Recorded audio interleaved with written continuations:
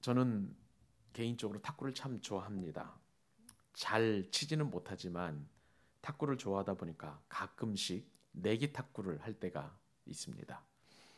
10여 년 전이라고 생각을 합니다만은 제가 예전에 섬기던 교회에서 몇몇 분들과 탁구를 치던 때가 있었습니다. 그냥 탁구를 치면 재미가 없을 것 같아서 편을 갈라가지고 내기 탁구를 하게 되었습니다. 공교롭게도 저는 탁구를 제법 잘 치는 분과 한 편이 되게 되었고, 저의 상대편은 키가 작고 또 날렵하지만 호리호리한 권사님 한 분과 다른 교역자가 한 편이 되어서 이제 내기 탁구를 치게 되었습니다. 겉으로 보기에 승기를 잡은 것 같았습니다. 보아하니 이길 것 같아서 이제 큰 내기를 하자고 약속을 했습니다. 그래서 아이스크림을 사주고 또 아이스크림을 먹자라는 그런 내기에서 또 다른 큰 내기 탁구를 치게 되었던 것입니다. 그쪽에서도 마지못해서 이제 승낙을 하면서 서로 내기 탁구를 치게 되었습니다. 시합이 근데 진행이 되면서 점점 판세가 기울어지게 되었습니다. 저희 예상과는 다르게 진행이 된 것이죠. 키도 작고 몸집이 마른 권사님께서 구석구석 공을 주는데 도저히 제가 받아낼 수가 없었습니다. 게다가 이 권사님께서 스매싱을 하게 되면 백발백중으로 우리 코트에 떨어지면서 득점을 하게 되었고 저희는 실점을 하게 되었습니다. 결국은 세트 스코어 5대 0으로 저희들이 참패를 당하게 되었습니다. 원인을 분석해 보게 되었습니다. 그랬더니 그분은 전문가로부터 탁구를 배워서 기초가 잘 닦여져 있었습니다. 오랫동안 기본기를 잘 갖춘 덕택에 변칙적인 탁구를 치는 저희 팀 공을 너끈하게 받아내었고, 오히려 우리가 실수를 하게끔 유도하게 만드는 그러한 정말 실력이 좋은 그런 탁구 실력을 유발하셨던 것을 볼 수가 있습니다. 저는 누구에게도 기초를 배워본 적이 없기 때문에 무조건 힘으로만 하려고 하다 보니까 제대로 게임을 치를 수가 없었습니다. 스포츠건 예술이건 무엇이든지 최고의 전문가에게 기초부터 제대로 배우는 것이 중요하다는 사실을 한 가지 깨닫게 되었습니다. 기본기를 대충 배우면 세월이 지날수록 힘들어진다는 교훈도 알게 된 것입니다. 이러한 원리는 영적 세계에도 마찬가지라 할 수가 있습니다. 특히 기도는 두말할 필요가 없을 것입니다. 하나님의 아들이신 예수님에게서 기도를 배우는 것보다 더 기도를 잘 배울 수 있는 비결은 없을 것입니다. 예수님께서는 참 특별하시게도 오늘 본문을 통해서 너희는 이렇게 기도하라 라고 말씀을 하여 주셨습니다. 예수님께서 기도의 모델이 되어 주셨고 또 기도의 모범이 되어 주셔서 우리로 하여금 기도할 수 있도록 그렇게 가르쳐 주신 것입니다. 그것이 바로 우리가 너무나 잘 아는 주기도문이라고 할 수가 있습니다. 주기도문의 시작이 오늘 본문 가운데 기록이 되어 있습니다. 그러므로 너희는 이렇게 기도하라. 하늘에 계신 너희 아버지, 하늘에 계신 우리 아버지라고 이렇게 예수님께서 말씀해 주셨습니다. 기도는요, 대상이 분명해야 합니다. 사람이 들으라고 하는 것이 아니라 실제로 존재하시는 하나님께 드리는 기도, 그것이 바로 주님께서 우리에게 가르쳐 주신 기도라고 할 수가 있는 것이죠. 사람들은 고민합니다. 하나님이 계시는가 안 계시는가, 신이란 존재조차 없다라고 이렇게 무시하는 사람이 있을지 모르겠습니다만은 신에 대한 존재 여부가 이처럼 의견이 분분하지만 주기도문은 이런 의견들을 시작부터 압도해 버리고 있습니다. 왜 그럴까요? 당당하게 하나님의 살아계심을 선언하고 선포하기 때문입니다. 하늘에 계신 우리 아버지여 라고 이처럼 너무나 당당하게 선포하고 있는 것입니다. 사람들은 자기만 알고 있고 또 사람들은 자기만 살아있고 하나님은 살아계시다고 제대로 인식하지 못하니까 방자하고 제멋대로 살아가게 되어 있습니다.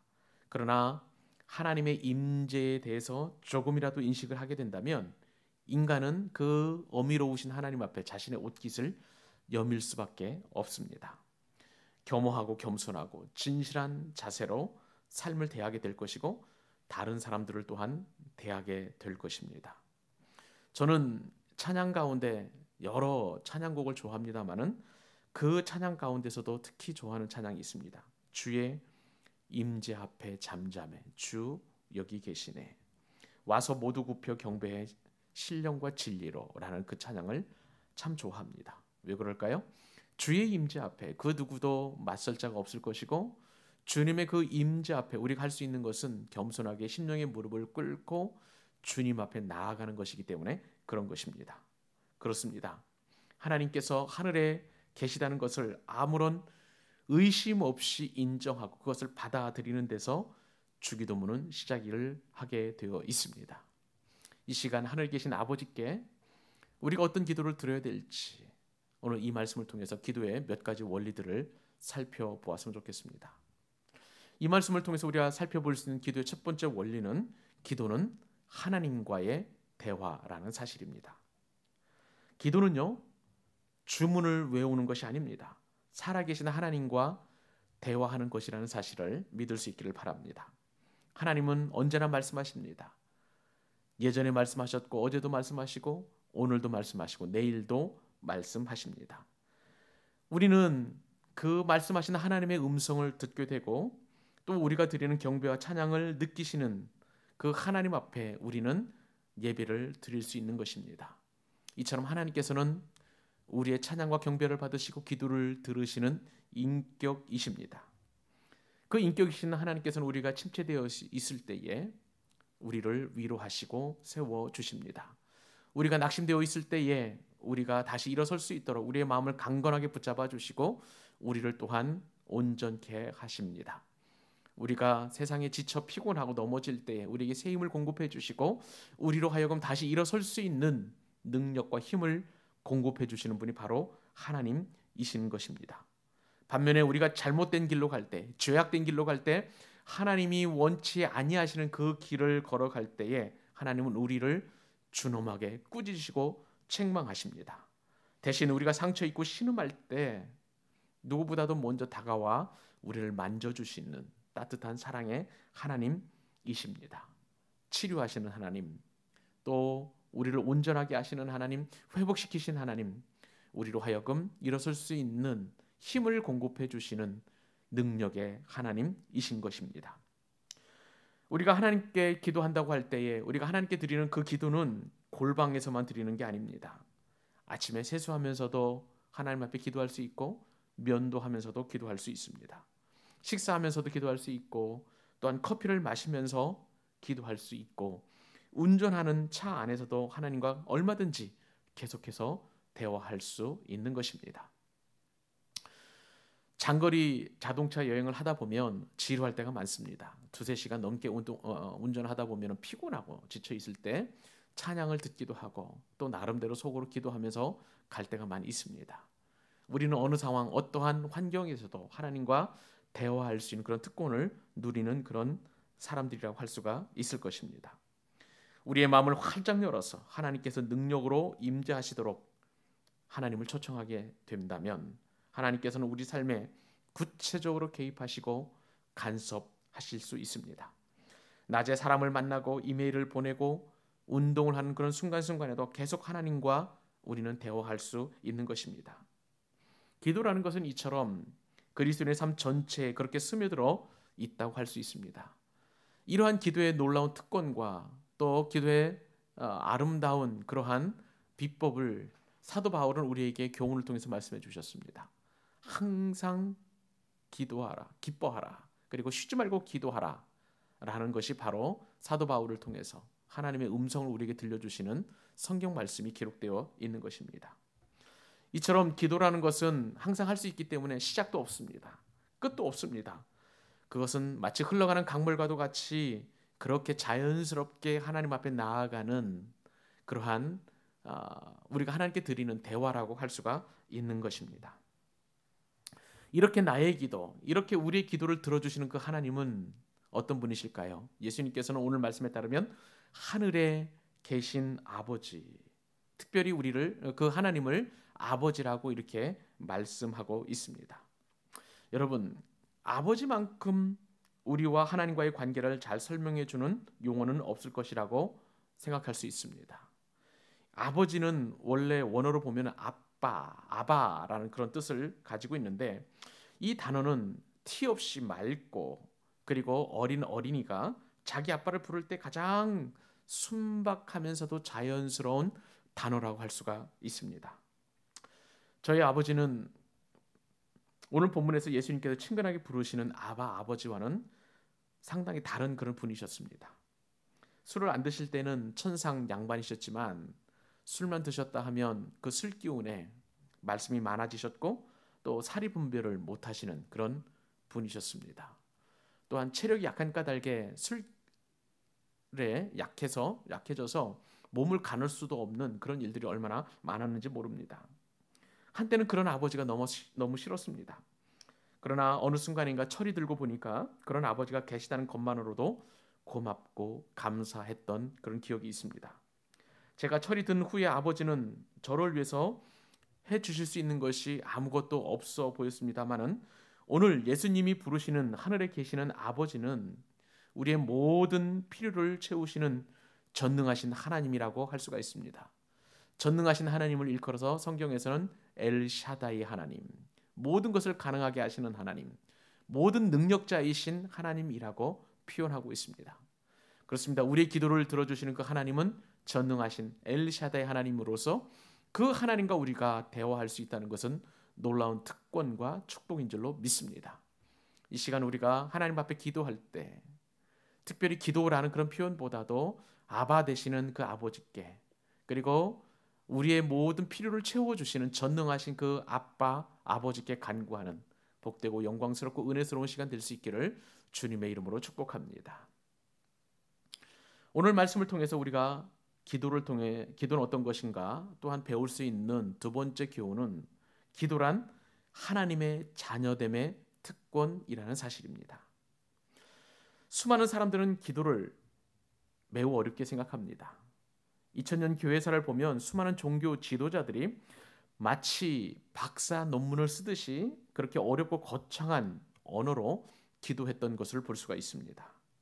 그러나 예수님은 마치 어린이가 자기 아빠를 찾듯이 부드럽고 자연스럽게 기도의 문을 열어놓고 계십니다. 이것은 아무것도 아닌 것 같지만 참으로 명칭은 관계의 깊이를 드러내기 때문에 하나님께서 우리 아버지라는 사실을 확신하는 것은 예수님에게 너무나 중요했던 것이고 그 중요했던 하나님과 예수님과의 관계를 예수님께서는 우리에게도 가르쳐 주시고 계십니다. 2살 먹은 아이가 아빠라고 부르면서 하는 이야기를 무시하거나 혹은 못 들은 척하는 아버지는 세상에 없을 것입니다. 자녀들은 나의 아들이요 딸이기 때문에 무슨 말이든지 무슨 부탁이든지 할 수 있는 특권이 있습니다. 어려운 부탁을 할 때도 아빠 하고 매달리면 되는 것입니다.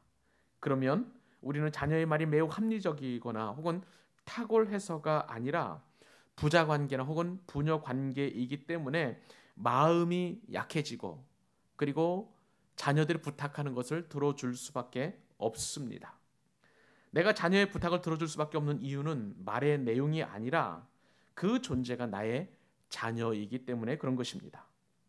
무엇을 이야기하느냐보다 그 이야기하는 사람이 누구인가 이것이 바로 더 중요하다고 할 수가 있는 것입니다.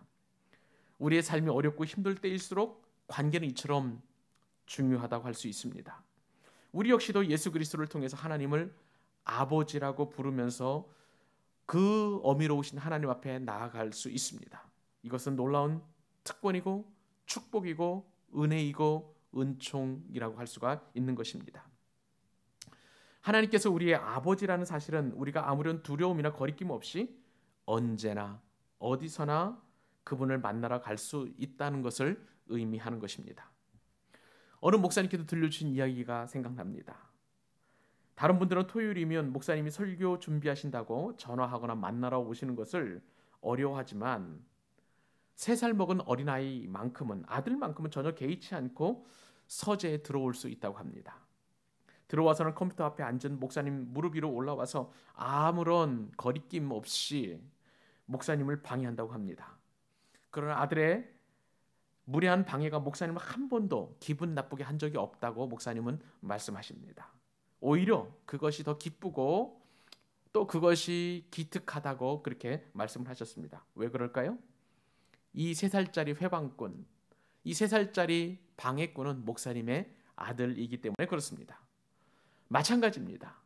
우리 역시도 하나님의 자녀이기 때문에 하나님의 자녀된 우리는 그 관계 때문에 하나님을 언제든지 또 아무런 거리낌 없이 아무런 회방 없이 기꺼이 주님을 만날 수 있는 것입니다.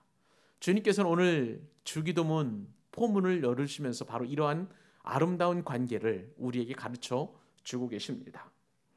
참으로 그 은혜가 얼마나 큰지 히브리서 기자는 이렇게 말씀하셨습니다. 그러므로 우리는 긍휼하심을 받고 때를 따라 돕는 은혜를 얻기 위하여 은혜의 보좌 앞에 담대히 나아갈 것이니라. 그렇습니다. 우리에게 필요한 모든 것들을 하나님 앞에 요청하고 구하기 위하여 이 말씀대로 때를 따라 돕는 은혜를 사모하면서 은혜의 보좌 앞에 참으로 쪼그라진 마음이 아니라 그리고 마지못해 들어가는 그런 마음이 아니라 담대히 나아가는 그런 복된 시간이 될 수 있기를 주님의 이름으로 축복합니다. 오늘 말씀을 통해서 우리가 깨달을 수 있는 기도의 3번째 원리는 기도라는 것은 잘하거나 혹은 잘못하는 것이 없다는 것입니다. 기도는 당연한 권리가 아닙니다. 기도는요, 하나님께서 우리에게 은혜를 주신 특권인 것입니다. 만약에 우리가 대통령을 언제든지 만나고 싶을 때 만날 수 있다면 그거야말로 대단한 특권이라고 할 수가 있을 것입니다. 하물며 기도라는 것은 대통령 만나는 특권과는 비교도 할 수 없는 특권 중에 특권이라고 할 수가 있습니다. 하나님은 온 우주의 주관자이시고 온 우주 만물의 창조주이십니다. 그리고 이 땅을 지금도 통치하고 계시고 우리의 마음과 우리의 생각도 통치하실 뿐만 아니라 우리의 과거, 현재, 미래까지도 주장하시는 왕 중의 왕이신 그런 하나님이십니다. 그 하나님에게 언제 어디서든 접촉할 수 있는 것은 기도를 통해서 가능합니다. 그러므로 기도야말로 인간에게 주어진 가장 위대한 특권이라고 할 수가 있는 것이죠. 그런데 이러한 특권은 모두에게 주어진 것이 아닙니다. 오직 하나님의 자녀에게만 주어졌습니다. 역대하서 7장 14절 말씀에 따르면 이렇게 하나님의 말씀이 기록되어 있습니다. 우리가 읽는 일반적인 개역 개정 성경보다 세번역 성경이 더 우리 귀에 잘 들어올 것 같아서 세번역 성경을 말씀을 드립니다. 내 이름으로 일컫는 나의 백성이 스스로 겸손해져서 기도하며 나를 찾고 악한 길에서 떠나면 내가 하늘에서 듣고 그 죄를 용서하여 주며 그 땅을 다시 번영시켜 주겠다. 여러분, 이 말씀에 따르면 하나님께서는요, 처음부터 선명하게 선을 긋고 계시는 것을 볼 수가 있습니다. 오직 하나님의 백성들이 누구요? 오직 하나님의 백성, 내 이름으로 일컫는 나의 백성이라고 분명하게 말씀하시는데 하나님의 이름으로 일컫는 하나님의 백성이 기도할 때만 하나님께서 응답하여 주시겠다라고 말씀하여 주고 계십니다. 하나님의 백성은 누구입니까? 예수 그리스도를 믿음으로 말미암아 하나님의 자녀가 된 사람들, 그 사람들이 바로 하나님의 백성인 것입니다. 중요한 것은 우리가 무엇을 어떻게 기도하느냐, 얼마만큼 기도하느냐가 아니라 누가 기도하는가라는 사실인 것입니다. 우리가 은혜로 하나님의 자녀가 된 것은 특권 중에 특권이라고 말씀을 드렸습니다. 저 위대한 하나님의 방문을 24시간 언제든지 열고 들어가서 이야기를 나눌 수 있기 때문에 기도는 특권 중에 특권이라고 할 수가 있습니다. 그러므로 우리가 찬송가 가사처럼 죄짐 맡은 우리 구주 어찌 좋은 친구가 될 수밖에 없는 것입니다. 여러분, 하나님께서 우리의 기도를 응답하신다고 할 때에 그 기도 응답은 부모가 자식을 사랑하는 그 사랑의 원리로 생각해야 합니다. 아무리 악한 인간이라고 할지라도 자식이 생선을 달라는데 뱀을 주지는 않습니다. 예수님께서 말씀하십니다. 하물며 하늘에 계신 아버지가 너희보다 악하겠느냐. 우리는 때때로 대표 기도를 유창하고 뜨겁게 잘하는 사람을 보면 상당히 감동을 받습니다. 그러면서 하나님은 저렇게 뜨겁고 그렇게 유창하게 기도 잘하는 사람의 기도를 훨씬 잘 들어줄 거야 라고 그렇게 생각하기도 합니다. 나도 저렇게 기도를 잘하고 싶은데 하면서 몹시 부러운 것이 사실입니다. 그러나 엄밀하게 말을 할 때에 잘하는 기도가 어디 있을까 싶습니다. 기도를 유창하게 잘해야 응답받는 것이 아니기 때문에 그렇습니다. 하나님은 우리의 아버지이시기 때문에 응답을 해 주시는 것입니다. 우리를 사랑하시는 하늘 아버지이시니까 우리에게 기도를 응답해 주신다는 말씀입니다. 단지 기도가 살아있지 못하는 것은 내가 말을 잘못해서가 아니라 하나님과의 관계에 먼지가 끼어 있거나 혹은 죄가 우리의 마음에 또아리를 틀고 있기 때문에 그런 것입니다.